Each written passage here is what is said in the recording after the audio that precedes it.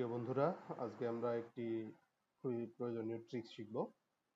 ট্রিক্সটি হচ্ছে, আমরা অনেক সময় এরকম ডাটা পেয়ে থাকি যে ডাটার রেঞ্জটি আমাদেরকে যোগ করতে হয়, কিন্তু আমাদের ডাটাটি দেয়া থাকে জেনারেল বা টেক্সট মিশিয়ে, অথবা নাম্বার বা টেক্সট মিশিয়ে থাকে।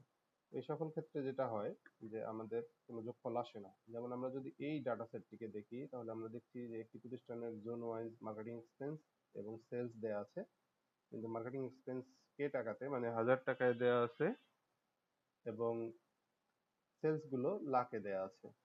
এই সকল ক্ষেত্রে যদি আমরা দেখতে চাই যে আমরা নর্মালি যদি এগুলো সাম করতে চাই, তাহলে আমাদের রিটার্ন আসে না বা রিটার্ন জিরো দেখায়।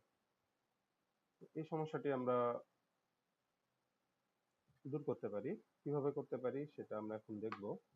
প্রথমে আমরা যে ডাটা সেটটি রয়েছে সেটিকে যদি সিলেক্ট করি, সিলেক্ট করে কন্ট্রোল এস প্রেস করি, তাহলে আমাদের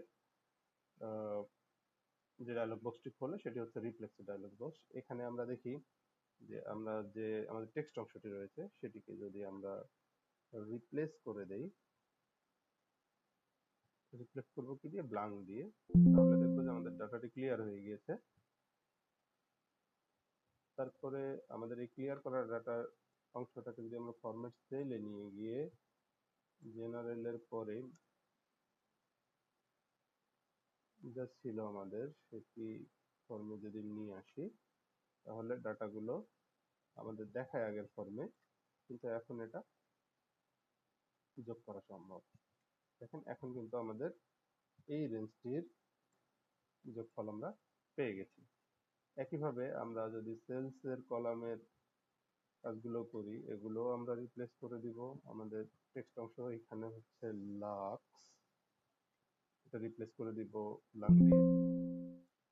আমাদের রিপ্লেস হয়ে গিয়েছে। এই ডাটা রেঞ্জটিকে আমরা ফরম্যাট সেলে নিয়ে গিয়ে কাস্টমসে যাব, জেনারেলের পরে ডাবল কোটেশনের ভিতরে যদি আমরা লাক্স লিখে দেই,